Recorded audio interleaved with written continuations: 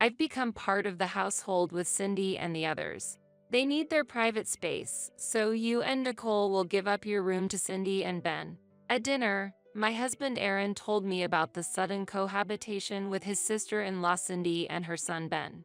Confused, I naturally questioned Aaron. Why did it come to this? I haven't heard anything. Does this mean we're losing our room? Faced with Aaron's matter-of-fact attitude, both Nicole and I raised further questions, but he continued without showing any consideration for our concerns. You two should spend time in the living room. It's better for Cindy and her family to have a private room so they can relax and feel at ease. What does that mean? Cindy has been struggling to find stable employment ever since her divorce. Who else will support them if not us? But what about the living expenses? We can afford to take in Cindy and her family. Don't worry, I'll cover those costs. Besides, you're living off the money I earned too, so don't complain. If you want to stay here, do as I say. Why do we have to make space for them?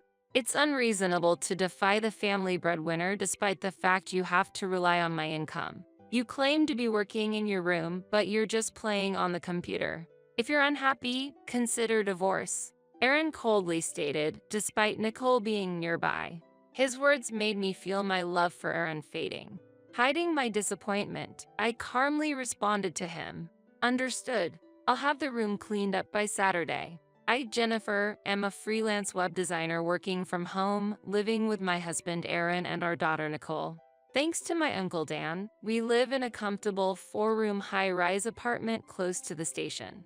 Jennifer, would you like to live in my apartment? I bought it but often relocate for work. As a bachelor, I'd appreciate having someone reliable living there, he offered. Really? Your apartment is quite luxurious, isn't it? Yes, but an unused house deteriorates. If my beloved niece and her family could enjoy living there, it would make me happy. Thank you so much, Uncle. We gladly accept your kind offer. Aaron, please take good care of Jennifer. He has always treated me like his own daughter and was very happy when I got married. Now, under the guise of being entrusted with the management of the apartment, we live there for much less than the market prices would allow. Located in the prime area of New York City, the apartment offers a child-friendly environment and convenient commute, satisfying Aaron greatly. What if we make this room our bedroom and Nicole's room? Sounds good. What will we use the other rooms for? How about turning each room into a room for private use? Having a workspace would make my work more efficient. I like that. I've been wanting space for my hobby items too. And just like that, we designated the rooms as follows: Aaron's space, our bedroom, Nicole's room, and my workspace. Initially, our new home felt very comfortable, and there seemed to be no issues. However, 3 months after moving in, the situation began to change. Hey, big brother, thanks for having us over. Welcome Cindy and Ben to our home. Hello. My sister-in-law Cindy and her son Ben started visiting weekly. Your place is so convenient for shopping and relaxing. The rent must be quite high, right? Well, yes, but I earn enough to manage. I'm jealous, Jennifer. Being supported by my brother. BDW, can I have some coffee? And hurry up, will you? And Jennifer, I'm thirsty. Please give me some juice. Hurry up, hurry up. Jennifer, since Cindy and her family are here, don't lock yourself away. Hurry up and entertain them. You really lack consideration. I'll get it ready now. When Cindy and her family visited, Aaron insisted on hospitality without considering if I was busy with work. It seemed Cindy and her family didn't care about my burden and took the forced labor on me for granted. After they left, I quietly shared my feelings with Aaron. Hey, when Cindy and her family visit every week, it's hard for me to concentrate on work. It's not a big deal. Prioritize your family more. But they have their own family, and they treat me like I'm just here to do housework. Sigh, Cindy is going through a tough time after her divorce. She's raising a child on her own, so at least welcome her when she comes over. Don't be so narrow-minded. It's not like that. Plus, every time they come, I prepare special meals and buy things Ben wants. It's my money that I've earned, so you have no right to complain. Aaron yelled at me, turned his back, and left the room, eventually shutting himself out in the bedroom. Since then, Cindy has started visiting not only on weekends but also on weekdays. Hello, just came by. You seem to have lots of time on your hands, Jennifer. I actually work from home.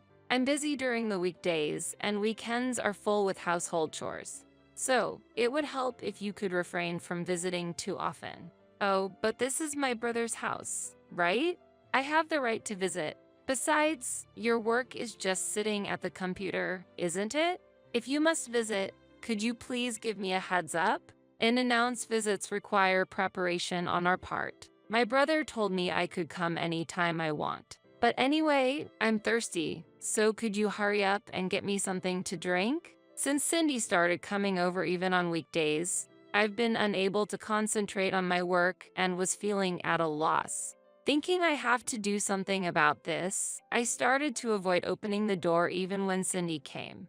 Needless to say, Cindy caused a commotion at the front door. Hey, Jennifer, I know you're in there. Stop pretending and just open the door. Please don't make a scene at the front door. It bothers the neighbors. You're the one at fault for not opening the door. I have permission from the homeowner.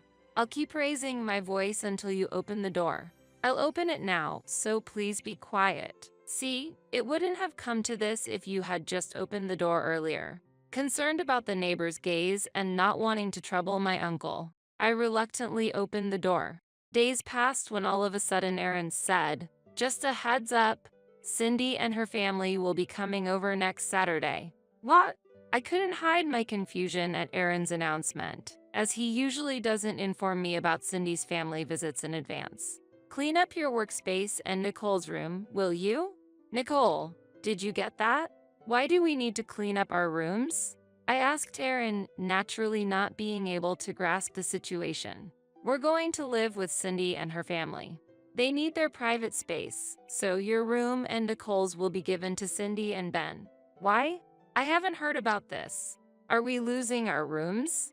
Nicole and I pressed further, but Aaron continued without showing any consideration for our questions. You two should stay in the living room. It's better for Cindy and her family to relax in a private room without feeling obligated. What do you mean by that? Cindy has been struggling to find stable employment ever since her divorce. If we don't support them, who will? But what about living expenses? We can afford to take in Cindy and her family. Don't worry, I'll cover those costs. Besides, you're living off the money I earn, so don't complain. If you want to stay here, do as I say. Why do we have to make space for them? It's unreasonable to defy the family breadwinner despite the fact you have to rely on my income. You claim to be working in your room, but you're just playing on the computer. If you're unhappy, consider divorce. Aaron coldly stated, despite Nicole being nearby. His words made me feel my love for Aaron slowly fading. Hiding my disappointment, I calmly responded to him. Understood. I'll have the room cleaned up by Saturday. The next day, when Aaron returned from work and saw me tidying up the room, he nodded in satisfaction. Make sure you finish before Cindy and her family arrive. I'm well aware of that. What's with that tone? Nothing at all. Aaron seemed displeased with my sullen response, rummaged through his bag, and pulled out a piece of paper. I've despised your rebellious attitude from the start. Be prepared for a serious consideration of divorce if you defy me again. With that, Aaron threw the signed divorce papers at me and locked himself in his room. I picked up the thrown divorce papers, carefully folded them, and put them in my pocket, then continued tidying up the room. And then Saturday came. As Aaron had foretold, Cindy's family came over. This is your new room, Cindy. Feel free to use it without any hesitation. And this way is Ben's room. Aaron greeted Cindy and her son with a smile, guiding them to their new rooms. The room that was once my workspace and Nicole's room were now empty, and Cindy and her family were delighted with their new space. I'm glad. This room has good sunlight and a great view. It's spacious and perfect. Thank you so much, brother. Uncle Aaron, this is my new room, right?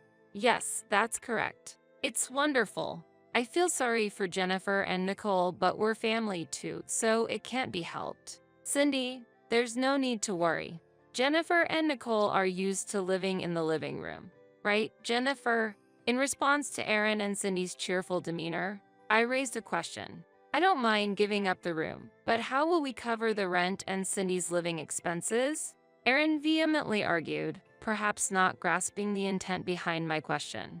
Of course, life goes on. The additional expenses for Cindy and Ben are no problem. Why such a question? Hasn't our household been sustained by my income? Your minimal income makes little to no difference. My salary alone is enough to get by. Is that so? Well, it's irrelevant to us since we'll be leaving this room soon anyway. Be quiet. Why dampen the mood on such a joyful day? If you want to leave, feel free to do so. It'll be financially easier without you. Yes, you say you're working, but in the end it's just for display, no? Playing on the computer doesn't earn an income. I don't mind leaving this room, but won't you struggle to make ends meet without me? Against Aaron and Cindy's disparaging remarks, I presented them with reality. Can you still say that after seeing this? I showed them a piece of paper. What is this? This is the lease agreement for this house. What? The rent is $1,800? Aaron began to panic upon seeing the amount of the rent. Yes, remember when we rented this house from Uncle Dan? We officially went through a real estate agent for the contract. You signed without checking the details. Huh, no way. I thought it would be more affordable since he's family. But what does it matter? Brother has been paying up until now. So there's nothing to worry about, right? Staying here means Aaron will have to bear the full rent going forward. Are you truly able to do that? I posed this question to Aaron, but he was at a loss for words. Naturally, you can pay, right? Right, brother?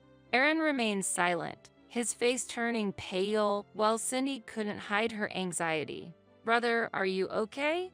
Say something. Since Aaron remained silent, I explained the situation. Actually, his monthly income is only $1,300. That's not enough to live in this housing, let alone cover the rent. Huh, what do you mean? Brother's income is that low? Yes, he's been working temporary jobs. Then, how have the rent and living expenses been managed up to now? I've been paying for them. I earn more than 3 times his income with my web design work. No way, you earn that much? It might be hard to believe, but it's the truth. I've been silent about it, maybe giving you the illusion that you were supporting the household alone, but in reality, living here was impossible on your salary alone. That means Nonetheless, despite your excessive spending on Cindy and Ben, you've not contributed enough to the household, not realizing who was actually supporting the household. You've been truly ignorant. Aaron was speechless against my rebuke. At that moment, Cindy said smoothly, but if my brother, who is your husband, defaults on the rent, you, as his wife, would also be responsible, right? Ultimately, you'd be in trouble too. Yeah, and Uncle Dan would just be saddened if he knew you were defaulting. When Aaron brought up Uncle Dan, I was just astonished. But Aaron and I are already divorced, so it's irrelevant to us. Divorced? I wasn't aware of that. Forgot about the divorce papers you gave me? I've already signed and submitted them. That was just meant to intimidate you. What are you saying now? I never thought the divorce would actually go through. I wasn't serious. But it's already been officially accepted at the city office, so it can't be undone now. How? Aaron weakly fell to his knees upon facing his reality. If you can't pay the rent, you should move out soon. We can't trouble Uncle Dan. As I tried to leave, Aaron and the others hastily tried to stop me. It was my fault. Let's all get along as a family. Uncle Dan provided this house hoping for that. That's right. We'll return your former workspace. Ben and I can share one room. That should be no problem. Their self-serving proposals only fueled my anger to its peak. Don't make fun of me. I can't allow you to waste Uncle Dan's kindness like this. We're already divorced. We're neither a family nor anything else anymore, just strangers. Leaving those words behind, I left the apartment. Later on, it seemed there was an attempt by Aaron and the others to stay in the apartment. But Uncle Dan decided to revert the rent to market price after hearing from me. I had significantly reduced the rent to less than half the market rate, thinking my niece's family would live there. If Jennifer and her family are no longer there, I'll revert the rent back to the original price. We can afford to pay $4,000 a month. Brought back to reality by Uncle Dan, Aaron and the others were forced to leave the apartment and look for a new place to live in. Due to their income situation, they could only afford to live in an old one-room apartment, barely making ends meet there. Since life was difficult with just Aaron's income, Cindy also had to look for a job. But good jobs were hard to find, and it became a neighborhood rumor that fights between Aaron and Cindy were endless. On the other hand, Nicole and I started unpacking in our new home. Sorry for deciding to move suddenly. The old house was nice, but this new one is lovely too.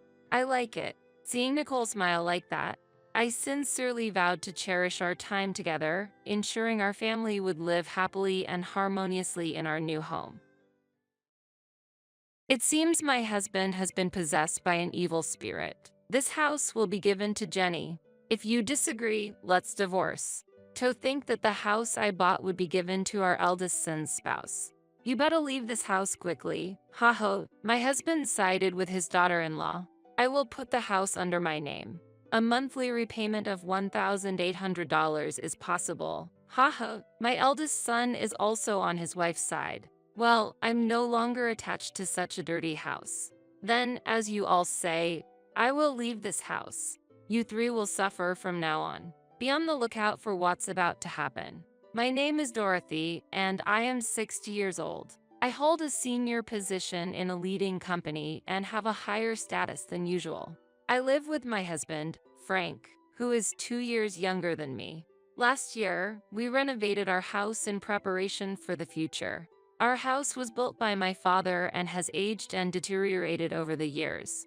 Therefore, we wanted to improve the living conditions to spend the coming years comfortably. However, considering our age, the monthly repayment amount is somewhat high at $1,800. But since I am an executive at a large company, the chances of passing the loan screening are pretty high. Frank works in management at a medium-sized restaurant but earns less than me, so the loan is more likely to be approved in my name. My salary alone makes it difficult to continue with the house loan. This house, originally belonging to your father, is currently registered in your name. I'm sorry, but could you take on the full amount of the loan? In return, I will contribute more to the household than before. After such a discussion, we decided to renovate. The renovated house has become more comfortable to live in, almost like a different place. It's very pleasing to know that by renovating the house I've lived in since childhood, I can continue to live here for a long time. I never imagined that the day I would leave this house would come. It was sudden. My cell phone vibrated. I'm getting married. My son Steve told me over the phone. Steve is 31 years old and works as a middle manager in a leading company. My eldest son, who has always been an excellent student, devoted to his studies and club activities, has continued to be enthusiastic about his work as an adult. That might be why I have never heard about his romantic relationships. I was very curious about the woman he was considering marrying. I wonder what kind of person she is. If Steve chose her, she must be charming. However, I'm worried that Steve, who has little experience in love, might be taken advantage of by someone with ulterior motives. I was filled with excitement and worry about meeting the woman my son brought home for the first time. Then, the day of the first meeting arrived. A woman with brown hair and a white chiffon dress, exuding purity, came to visit. I'm Jenny, please take good care of me. She was polite and charming, making for a likable first impression.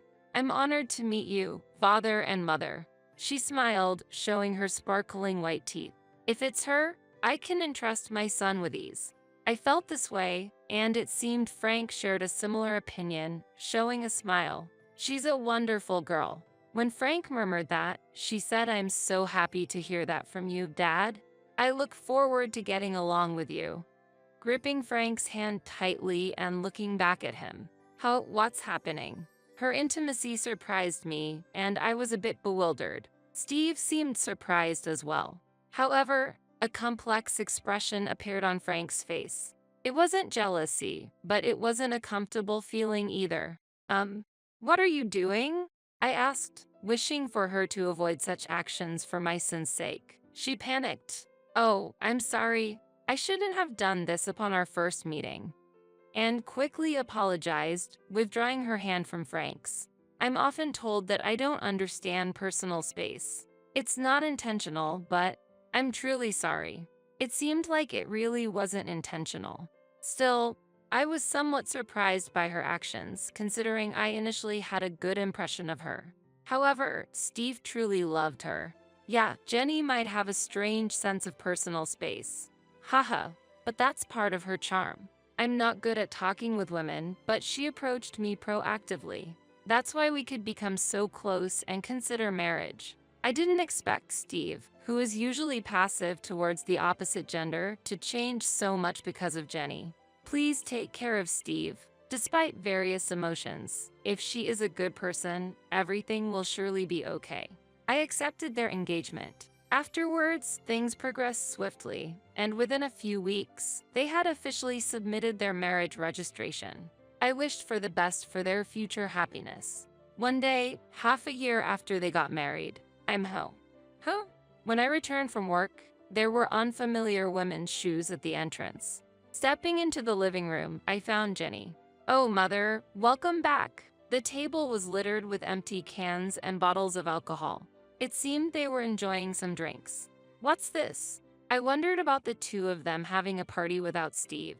I happened to meet Jenny on my way back from work. We talked about wanting to get closer, so we decided to drink together. But since it was before payday and money was tight, I suggested drinking at home. Why have a party at home? It would have been ideal if Steve also joined, and we all could have had fun together. I don't want to intrude on the newlyweds, but it would have been better if we gathered at Steve and Jenny's place. I tilted my head and answered, "Indeed, we could have done it at our house, but the beauty of this residence is exceptional, and our place is a bit messy right now." Jenny's speech was unclear. She was slurring her words, clearly quite drunk. Hearing her normally precise speech become lax under the influence of alcohol was unexpected. But what was the reason for enjoying the alcohol just between the two of them? Why didn't you call Steve? I found it unusual for a daughter-in-law to come to her in-law's house to drink, especially during the honeymoon phase.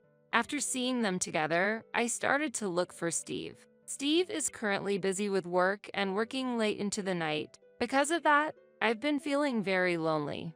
Jenny said, starting to cry. "It's okay, Jenny, you've done nothing wrong. The problem lies with Steve, who leaves you alone despite being newlyweds." Saying this, Frank gently stroked her head. "What? Father, what is this situation? I feel increasingly uncomfortable." "Look, Frank, Jenny is Steve's wife. It's wrong to do this, especially to Steve." I scolded Frank for his excessive behavior. And then, suddenly, "Oh, don't be so harsh on Father." Jenny stood up for Frank. "What?"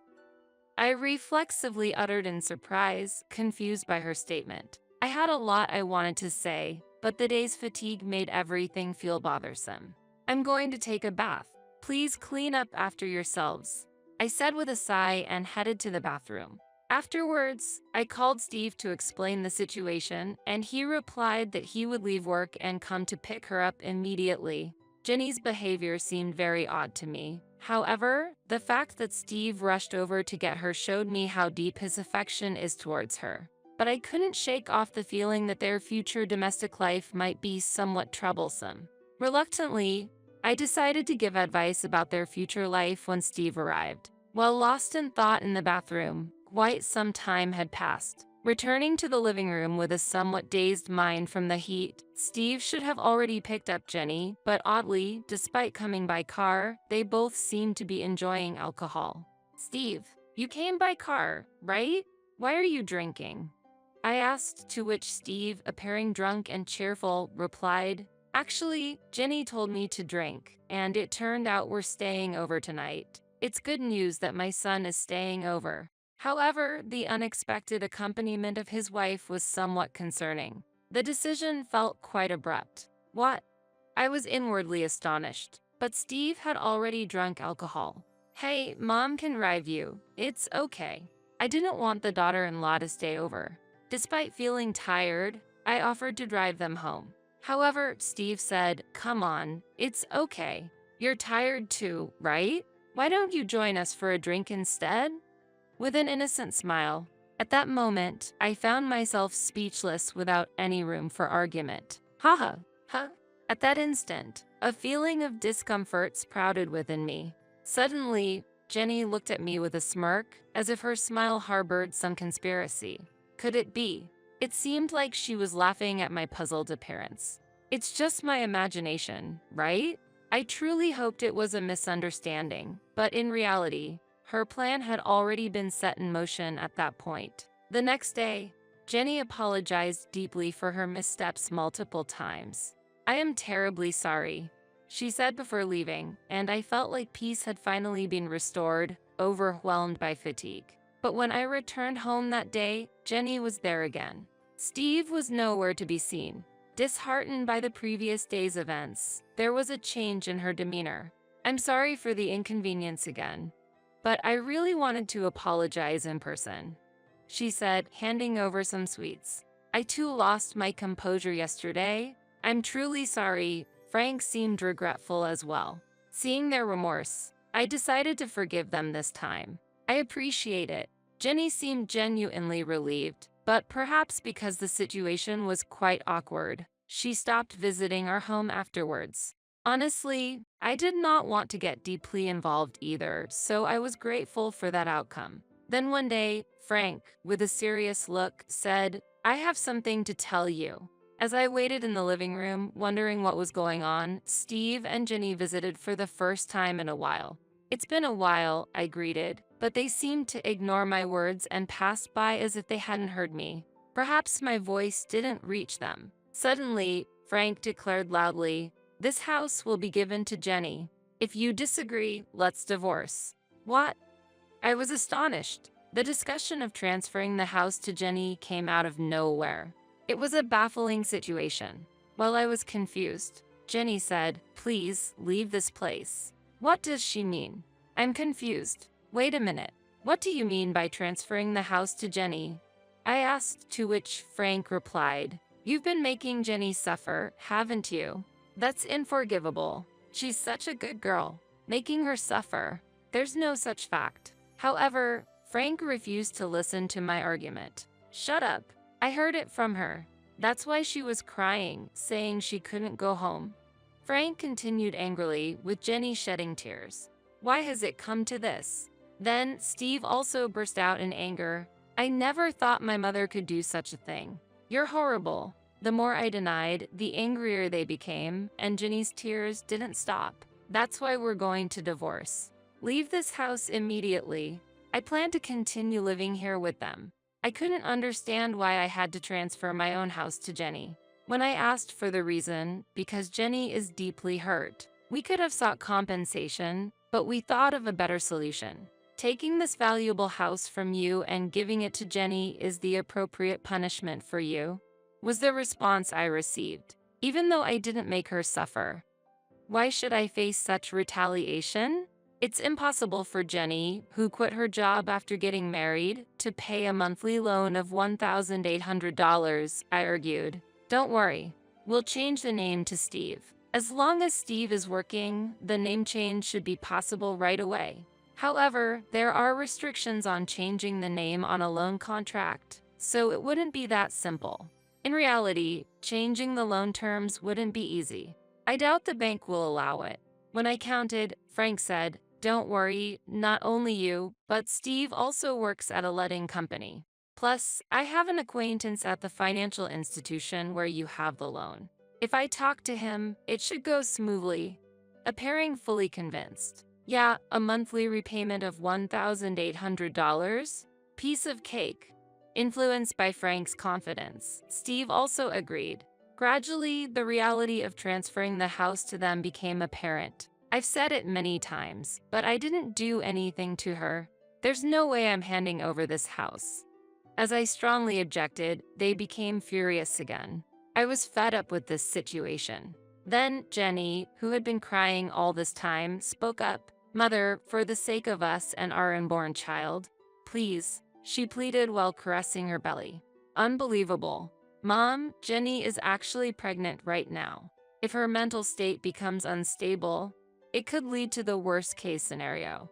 That's why I hope you can be a bit more lenient. Steve revealed the fact of her pregnancy. Indeed, stress during pregnancy should be avoided. However, being forced to transfer my home based on unfounded accusations is unacceptable. My heart was filled with turmoil. I need some peace and quiet, I said, leaving the scene for the bedroom. Could I have unconsciously made Jenny suffer? I pondered while lying in bed when I found a strand of brown hair on the bed. What's this? Both Frank and I have black hair, so finding brown hair here is strange. Could it be Frank? My heart was disturbed. After the recent troubles, to find such a shocking discovery was overwhelming. I was getting confused. What's in the world? I cried myself to sleep. Waking up late at night, I was headed to the living room when I heard voices inside. Apparently, Steve and Jenny hadn't gone home yet. I wished I could have joined the evening drink. Someone said, "But Jenny, you're pregnant. You need to refrain," was the response. Hearing Frank and Jenny conversing joyfully, it felt like there was no space for me. My heart was heavy due to Jenny's inexplicable complaints. Standing frozen outside the living room, suddenly, an intimate sound reached my ears. "Ah, Jenny, I love you." Frank's voice. "Stop it, Frank. If Steve and Mother find out," Jenny replied. Shocked, I was disturbed by what Frank and Jenny were doing. What on earth is happening? Don't worry. Steve is completely drunk, and Dorothy has been cooped up in her room all this time. She must be asleep by now. Haha, they were discussing. Haha, maybe she's angry and hiding under the bed? How funny. Haha, they laughed together. The brown hair I found was probably Jenny's. This is very unpleasant. What were they doing on my bed where I slept? I felt sick. They intend to push me out and secretly enjoy themselves with Jenny. My house being used inappropriately like this. Fine. I'll leave this uncomfortable house behind. However, I won't forget this. I thought to myself. The next day, I appeared in front of the three as if nothing had happened. In reality, I couldn't sleep in that bed anymore, too shocked to even close my eyes. "So, you've finally decided to transfer the house?" They smiled all at once when I said, "I've decided to transfer the house." "Great. Let's go for the name change procedures. I'll easily pass the loan screening." Steve was excited. He knows nothing. Although it saddened me at the moment, I had no intention of revealing the truth to my son. He wouldn't listen to his mother since he was under his wife's thumb. At least not yet. Afterwards, busy days of divorce proceedings and name changes followed. The name change process wasn't easy, but it was eventually completed. "This house is no longer yours." Haha, Frank taunted. "Hurry up and leave, old hag." Haha, Jenny whispered in my ear. I felt nothing but anger. They were the ones who were supposed to leave. I intended to make them, but not before getting back at them. Letting go of the home I had lived in since I was born was painful. Yet, I could no longer feel attached to a place associated with infidelity. I planned to use this abnormal situation to create turmoil between them. Wait and see when the time comes. A month after I left the house. "I'm ready," is what I said and headed to my former home.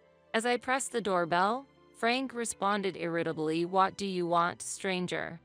Despite it being our first encounter in a long time. "I have something to discuss. Won't you let me in?" I answered firmly. "Why should I let you into the house?" Frank stubbornly refused my entry. "I have something very important to discuss, especially to Jenny." "An important matter concerning Jenny?" Frank's response shifted. Mentioning her name, they readily invited me inside. Using her name was the last thing I wanted. However, it was clear that Frank was heavily influenced by her, so I leveraged that. "You're a stranger now." Stranger. Even though legally we're strangers after the divorce, that term felt too heartless. I was infuriated by Frank's reaction. "Why are you here now?" They became more guarded. "I want you to see this," I said, displaying some photographs. "What is this?" Their surprised voices filled the room. The photos were of Frank and her on a date, captured by a detective I hired to follow them after our divorce, recording their moments together. Wait, what? This is? Steve was unsettled. So what? We're just daughter-in-law and father-in-law with a good relationship. Nothing more, right? Why would you take such meaningless photos? What do you want? They insisted they were just close. Really? Then what about this? I pulled out my smartphone and played a certain audio. I've always liked Jenny. Keep your voice down, or Steve and my mother-in-law will hear. Their voices and inappropriate sounds were recorded. What's this? On the day I discovered their relationship, I had secretly recorded their conversation. You're just misunderstanding. Frank desperately tried to explain. Misunderstanding? This is clearly a problem. Steve erupted in anger. Jenny just looked down. I pressed further. Let me ask you, whose child is in your belly, really? Steve's complexion changed. Could it be Dad's? He was lost for words. That's impossible. He always comes. Oh, she inadvertently confessed. You admitted it. You just said it. Their argument intensified and Frank and Steve got into a scuffle. Ouch! Jenny seemed to be in pain, which made them stop fighting. I seized the moment. Haven't I always said? I didn't make Jenny suffer. Did you lie to get rid of me, to convince Steve? Steve was shocked. No, I'm the worst. Why didn't I believe my mom? He blamed himself for being swayed by Jenny and doubting his mother. It's so clear now. We should talk about this. Steve raised his voice at them. Initially silent, with all this evidence, are you considering a lawsuit? Apparently, Jenny initially had genuine feelings for Steve. But upon visiting our newly renovated beautiful home before their marriage, she began to desire it. My family home was a bit run down, and I aspired for such a beautiful house. The interior was also quite lovely.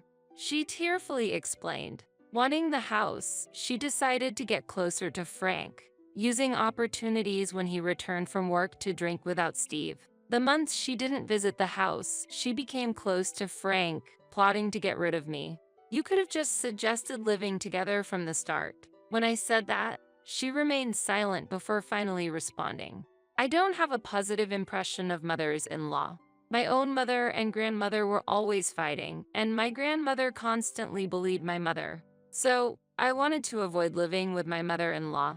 Getting rid of you was the only solution to live comfortably in a beautiful house. If she had such an image of a mother-in-law, she wouldn't want to live together. But to go as far as taking my husband. However, how did Frank perceive this situation? I knew I was being used, but I fell for her the moment we exchanged greetings, shook hands, and she smiled at me.